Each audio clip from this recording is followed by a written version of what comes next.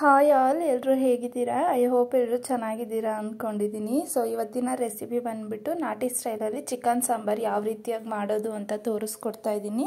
ತುಂಬ ಈಸಿಯಾಗಿ ಕ್ವಿಕ್ಕಾಗಿ ಮಾಡ್ಕೊಳ್ಬೋದು. ನಿಮಗೆ ಹೋಟೆಲಲ್ಲೆಲ್ಲ ಸೇಮ್ ಇದೇ ರೀತಿಯೇ ಸಾಂಬಾರು ಸಿಗುತ್ತೆ.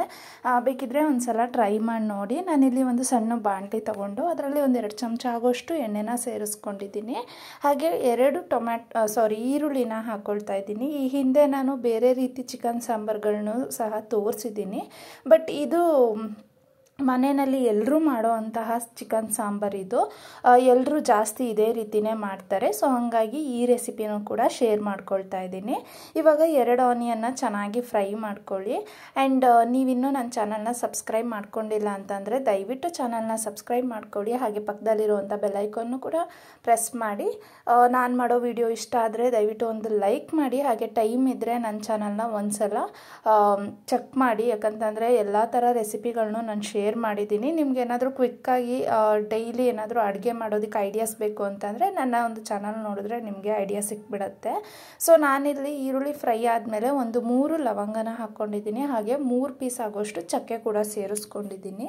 ಆ್ಯಂಡ್ ಇಲ್ಲಿ 2 ಟೊಮ್ಯಾಟೋನ, ಚಿಕ್ಕ ಸೈಜ್ದು 2 ಟೊಮ್ಯಾಟೋನ ಕಟ್ ಮಾಡಿ ಸೇರಿಸ್ಕೊಂಡಿದ್ದೀನಿ. ಇದನ್ನು ಕೂಡ ಚೆನ್ನಾಗಿ ಫ್ರೈ ಮಾಡ್ಕೊಳ್ಬೇಕಾಗತ್ತೆ.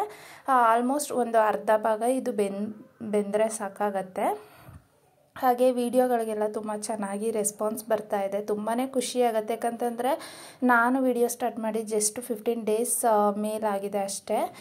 ಸೊ ಇಷ್ಟು ಚಿಕ್ಕ ಟೈಮಲ್ಲಿ ಇಷ್ಟು ಚೆನ್ನಾಗಿ ರೆಸ್ಪಾನ್ಸ್ ಯಾರಿಗೂ ಬರಲ್ಲ ನನಗೆ ಗೊತ್ತಿರೋ ಹಾಗೆ. ಯಾಕಂದರೆ ನಾವೆಲ್ಲ ನ್ಯೂ ಯೂಟ್ಯೂಬರ್ಸ್ ಆಗಿರೋದ್ರಿಂದ ಸೊ ಇಷ್ಟು ಕಡಿಮೆ ಟೈಮಲ್ಲಿ ಚೆನ್ನಾಗಿ ರೆಸ್ಪಾನ್ಸ್ ಬರ್ತಾ ಇದೆ. ತುಂಬಾ ಖುಷಿಯಾಗುತ್ತೆ. ಹಾಗೆ ಏನಾದರೂ ತಪ್ಪಿದರೆ, ಏನಾದರೂ ಮಿಸ್ಟೇಕ್ಸ್ ಇದ್ದರೆ ದಯವಿಟ್ಟು ಕಾಮೆಂಟ್ ಬಾಕ್ಸಲ್ಲಿ ತಿಳಿಸಿ.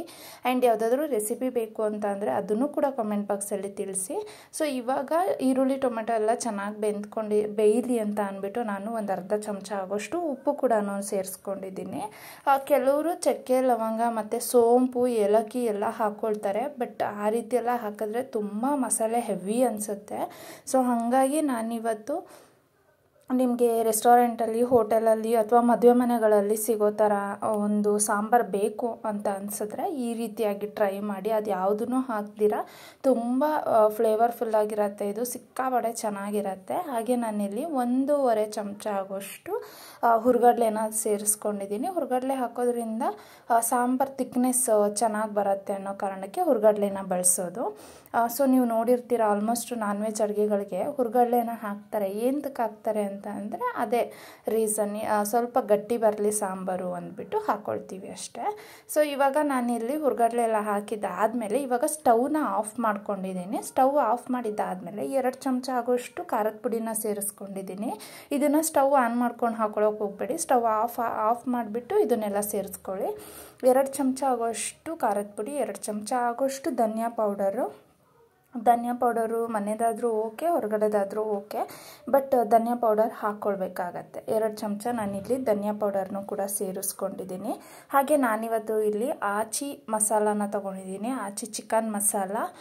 ಸೊ ಇದು ತುಂಬಾ ಚೆನ್ನಾಗಿರುತ್ತೆ. ಇವಾಗಿರೋ ಎಲ್ಲ ಬ್ರ್ಯಾಂಡ್ಗಳಲ್ಲಿ ಇದು ನನಗೆ ಸ್ವಲ್ಪ ಇಷ್ಟ ಆಯಿತು. ಹಾಗಾಗಿ ನಾನು ಇದನ್ನೇ ಬಳಸ್ಕೊಂಡಿದ್ದೀನಿ. ಒಂದು 2 ಚಮಚ ಆಗೋಷ್ಟು ಚಿಕನ್ ಮಸಾಲನೂ ಕೂಡ ಸೇರಿಸ್ಕೊಂಡಿದ್ದೀನಿ. ಹಾಗೆ ಇಲ್ಲಿ 1 ಮುಷ್ಟಿ ಆಗೋಷ್ಟು ಕಾಯಿ ತುರಿನ ಹಾಕಿದ್ದೀನಿ. ಜಾಸ್ತಿ ಕಾಯಿ ತುರಿ ಹಾಕ್ಕೊಳಕ್ಕೆ ಹೋಗಬೇಡಿ, ಆಮೇಲೆ ಸಾಂಬಾರು ಸಿಹಿ ಆಗಿಬಿಡುತ್ತೆ. ಕೆಲವ್ರಿಗೆ ಹುಳಿ, ಉಪ್ಪು, ಖಾರ ತುಂಬ ತಿನ್ನೋರಿಗೆ ತೆಂಗಿನಕಾಯಿನ ಜಾಸ್ತಿ ಹಾಕೋದಕ್ಕೆ ಹೋಗಬೇಡಿ. 1 ಮುಷ್ಟಿ ಆಗೋಷ್ಟು ಹಾಕ್ಕೊಳ್ಳಿ. ಹಾಗೆ ಪುದೀನ ಸೊಪ್ಪು, ಕೊತ್ತಂಬರಿ ಸೊಪ್ಪು ಹಾಕ್ಕೊಂಡಿದ್ದೀನಿ. ಪುದೀನ ಸೊಪ್ಪು ಕೊತ್ತಂಬರಿ ಸೊಪ್ಪಿಗಿಂತ ಸ್ವಲ್ಪ ಕಮ್ಮಿ ತೊಗೊಳ್ಳಿ. ಕೊತ್ತಂಬರಿ ಸೊಪ್ಪು ಸ್ವಲ್ಪ ಜಾಸ್ತಿನೇ ತೊಗೊಳ್ಳಿ, ಓಕೆನಾ? ನಾನು ಇದರಲ್ಲಿ ಶುಂಠಿ ಬೆಳ್ಳುಳ್ಳಿನ ಆ್ಯಡ್ ಮಾಡಿಲ್ಲ. ನೀವು ಬೇಕಂದರೆ ಆ್ಯಡ್ ಮಾಡ್ಕೊಳ್ಳಿ. ಯಾಕಂದರೆ ನಾನು ಡೈರೆಕ್ಟಾಗಿ ಚಿಕನ್ನ ಬೇಯಿಸ್ಕೋಬೇಕಾದ್ರೇ ಹಾಕ್ಕೊಂಡ್ಬಿಡ್ತೀನಿ. ಹಾಗಾಗಿ ಇವತ್ತು ನಾನಿಲ್ಲಿ ಹಾಕಿಲ್ಲ. ಸೊ ಪೇಸ್ಟ್ ಮಾಡಿರೋದಿತ್ತು, ಹಾಗಾಗಿ ನಾನು ಶುಂಠಿ ಬೆಳ್ಳುಳ್ಳಿನ ಇಲ್ಲಿ ಸೇರಿಸ್ಕೊಂಡಿಲ್ಲ. ನೀವೇನಾದರೂ ತುಂಬ ಫ್ರೆಶ್ಶಾಗಿ ಮಾಡ್ತೀರಾ ಅಂತ ಅಂದರೆ ಶುಂಠಿ ಬೆಳ್ಳುಳ್ಳಿ ಕೂಡ ನೀವು ಇದರಲ್ಲೇ ಆ್ಯಡ್ ಮಾಡ್ಕೊಂಡು ಫ್ರೈ ಮಾಡ್ಕೊಳ್ಳಿ. ಇವಾಗ ಮಸಾಲೆನ ರುಬ್ಬಕ್ಕೆ ಆರೋದಕ್ಕೆ ಇಟ್ಟಿದ್ದೀನಿ. ಅಷ್ಟರಲ್ಲಿ ನಾನಿಲ್ಲಿ ಇನ್ನೊಂದು ಮಣ್ಣಿನ ಪಾತ್ರೆ ತೊಗೊಂಡಿದ್ದೀನಿ. ನೀವು ಯಾರಾದರೂ ನನ್ನ ಚಾನಲ್ನ ನೋಡಿದರೆ ನಿಮಗೆ ಗೊತ್ತಿರತ್ತೆ, ಆಲ್ಮೋಸ್ಟ್ ನಾನು ಎಲ್ಲ ಅಡುಗೆನೂ ಮಣ್ಣಿನ ಪಾತ್ರೆಯಲ್ಲೇ ಮಾಡೋದು. ಹಾಗಾಗಿ ಇವತ್ತು ಕೂಡ ಮಣ್ಣಿನ ಪಾತ್ರೆನೇ ಬಳಸಿದ್ದೀನಿ. ಸೊ ಅದರಲ್ಲಿ ಇವಾಗ ಒಂದು 2 ಚಮಚ ಆಗೋಷ್ಟು ಎಣ್ಣೆನ ಸೇರಿಸ್ಕೊಳ್ತಾ ಇದ್ದೀನಿ. ಅದಾದಮೇಲೆ ಒಂದು ಅರ್ಧ ಈರುಳ್ಳಿನ ಕಟ್ ಮಾಡಿ ಇಟ್ಕೊಂಡಿದ್ದೆ ನಾನು, ಅದನ್ನು ಕೂಡ ಫ್ರೈ ಮಾಡೋದಕ್ಕೆ ಹಾಕ್ಕೊಳ್ತಾ ಇದ್ದೀನಿ. ಈ ಈರುಳ್ಳಿ ಸ್ವಲ್ಪ ಫ್ರೈ ಆದರೆ ಸಾಕು, ತುಂಬ ಏನು ಫುಲ್ಲು ಬೆಂದೋಗಬೇಕು ಅಂತ ಏನೂ ಇಲ್ಲ. ಸ್ವಲ್ಪ 1-2 ನಿಮಿಷ ಫ್ರೈ ಮಾಡ್ಕೊಳ್ಳಿ, ಸಾಕಾಗತ್ತೆ. ಸೊ ಇವಾಗ ಈರುಳ್ಳಿ ಫ್ರೈ ಆಗಿದೆ. ನಾನಿಲ್ಲಿ 3/4 kg ಆಗೋಷ್ಟು ಚಿಕನ್ನ ತೊಗೊಂಡಿದ್ದೀನಿ. ಸೊ ನಾನು ತೋರಿಸಿರೋ ಮಸಾಲೆಗೆ 3/4 kg ಚಿಕನ್ನು ಸರಿ ಹೋಗುತ್ತೆ. ಹಾಗಾಗಿ ಇವತ್ತು ನಾನು 3/4 kg ತೊಗೊಂಡಿದ್ದೀನಿ.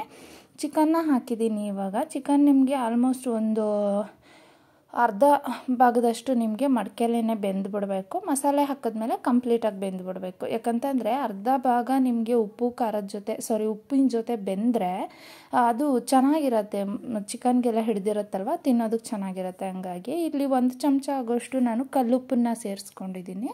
ನೀವು ಬೇಕಿದ್ರೆ ನಿಮಗೆ ಅಳತೆ ಇಲ್ಲ ಅಂತ ಅಂದರೆ ನೀವು ಪುಡಿ ಉಪ್ಪು ಕೂಡ ಸೇರಿಸ್ಕೊಳ್ಬೋದು. ಹಾಗೆ ಒಂದು ಅರ್ಧ ಚಮಚ ಆಗೋಷ್ಟು ಅರಿಶಿನದ ಪುಡಿನೂ ಕೂಡ ಸೇರಿಸ್ಕೊಂಡಿದ್ದೀನಿ.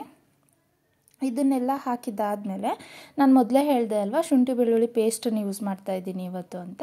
ಸೊ ನಾನು ಅದಕ್ಕೋಸ್ಕರನೇ ಅದರಲ್ಲಿ ಆ್ಯಡ್ ಮಾಡಲಿಲ್ಲ. ಅಲ್ಲೂ ಹಾಕಿ ಇಲ್ಲೂ ಹಾಕಿದ್ರೆ ತುಂಬ ಅದೇ ಫ್ಲೇವರ್ ಆಗಿಬಿಡತ್ತೆ, ಅದೇ ಒಂಥರ ಸ್ಮೆಲ್ ಬಂದುಬಿಡತ್ತೆ. ಹಂಗಾಗಿ ಇವತ್ತು ಪೇಸ್ಟನ್ನ ಯೂಸ್ ಮಾಡ್ಕೊಳ್ತಾ ಇದ್ದೀನಿ. ಇದನ್ನು ನೀಟಾಗಿ ಫ್ರೈ ಮಾಡ್ಕೊಳ್ತಾ ಇದ್ದೀನಿ. ನೋಡಿ, ಈ ರೀತಿಯಾಗಿ ಅರಿಶಿನ, ಉಪ್ಪು, ಶುಂಠಿ ಬೆಳ್ಳುಳ್ಳಿ ಪೇಸ್ಟ್ ಇಷ್ಟನ್ನ ಹಾಕಿಬಿಟ್ಟು ಚೆನ್ನಾಗಿ ಫ್ರೈ ಮಾಡ್ಕೋಬೇಕಾಗತ್ತೆ.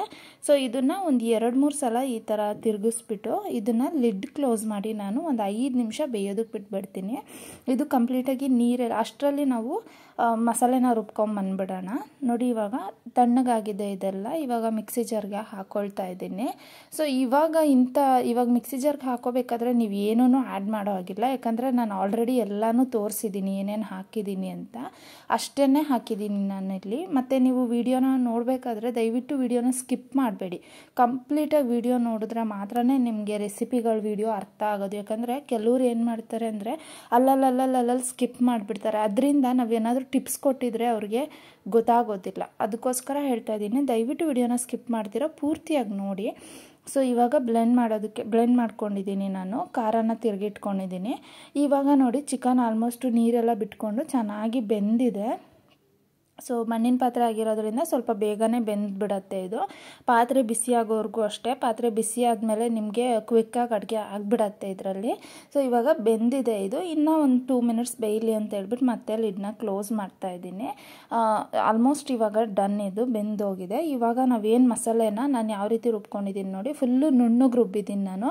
ಎಲ್ಲೂ ತರಿಯಾಗಿ ಅಥವಾ ಇನ್ನೊಂದು ಥರ ಆಗಲಿ ರುಬ್ಬಕ್ಕೆ ಹೋಗಿಲ್ಲ. ದಪ್ಪಗೆಲ್ಲ ರುಬ್ಬಿಲ್ಲ, ಫುಲ್ಲು ನಯಸ್ಸಾಗಿ ರುಬ್ಕೊಂಡಿದ್ದೀನಿ. ಇವಾಗ ನೀರನ್ನು ಅಡ್ಜಸ್ಟ್ ಮಾಡ್ಕೊಳ್ಳಿ ನೀವು. ನಾನಿಲ್ಲಿ ಮಿಕ್ಸಿ ಜಾರ್ಗೆ 1/4 ಮಿಕ್ಸಿ ಜಾರ್ ಆಗೋಷ್ಟು ನೀರನ್ನು ಹಾಕ್ಕೊಂಡು ಅದೇ ನೀರನ್ನು ಮಿಕ್ಸ್ ಮಾಡಿಬಿಟ್ಟು ಇಲ್ಲಿ ಸೇರಿಸ್ಕೊಳ್ತಾ ಇದ್ದೀನಿ. ಮತ್ತು ನೀವೇನಾದರೂ ಎಕ್ಸ್ಟ್ರಾ ನೀರು ಬೇಕು ಅಂತ ಅಂದರೂ ಕೂಡ ಆ್ಯಡ್ ಮಾಡ್ಕೊಳ್ಬೋದು. ನನಗೆ ಈ ನೀರು ಕರೆಕ್ಟಾಗಿದೆ. ಸೊ ಇದನ್ನೆಲ್ಲ ಹಾಕಿದ್ದಾದಮೇಲೆ ಒಂದು ಸಲ ನೀವು ಉಪ್ಪು ಖಾರ ಎಲ್ಲನೂ ಚೆಕ್ ಮಾಡ್ಕೊಳ್ಳಿ. ಯಾಕಂತಂದರೆ ನಾವು ಚಿಕನ್ ಬೇಯಬೇಕಾದ್ರೆ 1 ಚಮಚ ಅಷ್ಟು ಹಾಕಿದ್ವಿ ಕಲ್ಲುಪ್ಪು, ಮತ್ತು ನಾನು ಚೆಕ್ ಮಾಡ್ಕೊಂಡಿಲ್ಲ. ಹಾಗಾಗಿ ನಿಮಗೇನಾದರೂ ಉಪ್ಪು ಖಾರ ಏನಾದರೂ ಬೇಕು ಅಂತಂದರೆ ಆ್ಯಡ್ ಮಾಡ್ಕೊಳ್ಬೋದು. ಖಾರನೂ ಕೂಡ ಅಷ್ಟೇ, ನಿಮಗೇನಾದರೂ ಖಾರ ಕಮ್ಮಿ ಆಯಿತು ಅಂತಂದರೆ 1 ಚಮಚ ಎಕ್ಸ್ಟ್ರಾ ಚಿಲ್ಲಿ ಪೌಡರ್ ಕೂಡ ಈ ಟೈಮಲ್ಲಿ ಕೂಡ ನೀವು ಹಾಕ್ಕೊಳ್ಬೋದು. ಸೊ ಇವಾಗ ಎಲ್ಲವನ್ನು ಹಾಕಿ 1-2 ನಿಮಿಷ ಇದನ್ನು ಕುದಿಯೋದಕ್ಕೆ ಬಿಟ್ಬಿಡ್ತೀನಿ.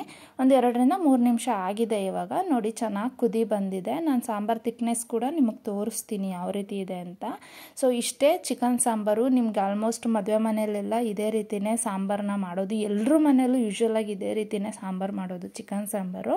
ಸೊ ಯಾರೆಲ್ಲ ಹೊಸದಾಗಿ ನಮ್ಮ ಚಾನಲ್ ನೋಡ್ತಾ ಇದ್ದೀರಾ ಅಥವಾ ಯಾರೆಲ್ಲ ಫ್ರೆಶ್ ಆಗಿ ನಾನು ಇವಾಗ ಅಡುಗೆ ಮಾಡಬೇಕು ಅಂತ ಕಲಿತಾ ಇರ್ತೀರಲ್ವ, ಅಂಥವ್ರಿಗೋಸ್ಕರ ನಾನು ಇವಾಗ ಇದನ್ನು ತೋರಿಸ್ಕೊಟ್ಟಿದ್ದು. ಯಾಕಂದರೆ ಅವ್ರಿಗೆ ಏನೂ ಗೊತ್ತಿರಲ್ಲ ಏನೇನು ಹಾಕಬೇಕು ಏನು ಮಾಡಬೇಕು ಅಂತ. ಅಂಥವ್ರಿಗೋಸ್ಕರ ಇದು ಹೆಲ್ಪ್ ಆಗಲಿ, ಬ್ಯಾಚುಲರ್ಸ್ಗೋಸ್ಕರ ಮತ್ತು ಹೊಸದಾಗಿ ಅಡುಗೆ ಮಾಡೋರಿಗೆ ಹೆಲ್ಪ್ ಆಗಲಿ ಅನ್ನೋ ಕಾರಣಕ್ಕೆ ಈ ಒಂದು ಚಿಕನ್ ಸಾಂಬಾರು ರೆಸಿಪಿನ ಆಲ್ಮೋಸ್ಟ್ ನನ್ನ ಚಾನಲಲ್ಲಿರೋ ಎಲ್ಲ ಅಡುಗೆನೂ ನಾನು ಬ್ಯಾಚುಲರ್ಸ್ಗೋಸ್ಕರ, ಹೊಸದಾಗಿ ಅಡುಗೆ ಮಾಡೋರಿಗೋಸ್ಕರನೇ ತೋರಿಸ್ಕೊಡೋದು. ಸೊ ಇವಾಗ ನೀವು ನೋಡ್ತಾ ಇದ್ದೀರಲ್ವಾ, ಆಲ್ಮೋಸ್ಟ್ ಚಿಕನ್ ಸಾಂಬಾರು ರೆಡಿ ಆಗಿದೆ. ಇವಾಗ ಲಾಸ್ಟಲ್ಲಿ ಫೈನಲಾಗಿ ಉಳ್ಕೊಂಡಿರೋದು ನಿಂಬೆಹಣ್ಣು. ಮತ್ತು ನೀವು ಇದರಲ್ಲಿ ಬೇಕು ಅಂತಂದರೆ ಕಸ್ತೂರಿ ಮೇಥಿ ಕೂಡ ಆ್ಯಡ್ ಮಾಡ್ಕೊಳ್ಬೋದು. ಬಟ್ ನನಗೇನು ಅಂಥ ಫ್ಲೇವರ್ ಬೇಕು ಅನ್ನಿಸ್ಲಿಲ್ಲ. ಯಾಕಂದರೆ ಇದರಲ್ಲೇ ಸಿಕ್ಕಾಪಟ್ಟೆ ಸಿಕ್ಕಾಪಟ್ಟೆ ಫ್ಲೇವರ್ ಇತ್ತು, ಘಮ ಘಮ ಅಂತಿತ್ತು. ಹಂಗಾಗಿ ನಾನು ಇದರಲ್ಲಿ ಯಾವುದೇ ರೀತಿ ಕಸ್ತೂರಿ ಮೇಥಿ ಏನೂ ಹಾಕಿಲ್ಲ. ನೀವು ಇನ್ನೂ ಎಕ್ಸ್ಟ್ರಾ ಫ್ಲೇವರ್ ಬೇಕು ಅಂತಂದರೆ ಕಸ್ತೂರಿ ಮೇಥಿ ಕೂಡ ಆ್ಯಡ್ ಮಾಡ್ಕೊಳ್ಬೋದು. ಸೊ ಇವಾಗ ಇದು ಕಂಪ್ಲೀಟಾಗಿ ಡನ್ ಆಗಿದೆ, ಇದು ಮುಗ್ದಿದೆ ಇವಾಗ. ಸೊ ನೋಡಿ, ಚಿಕನ್ ಸಾಂಬಾರು ರೆಡಿಯಾಗಿದೆ. ವಿಡಿಯೋ ಇಷ್ಟ ಆಗಿದ್ರೆ ಲೈಕ್ ಮಾಡಿ.